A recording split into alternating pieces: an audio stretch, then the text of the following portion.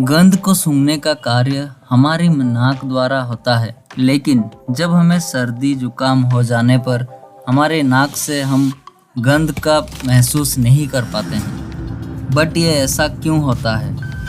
जब हम किसी गंध को सूंघते हैं तो हमारे नाक की तंत्रिकाओं के माध्यम से गंध की सूचना हमारे मस्तिष्क को पहुंचती है, जिससे हमें गंध की जानकारी मिलती है।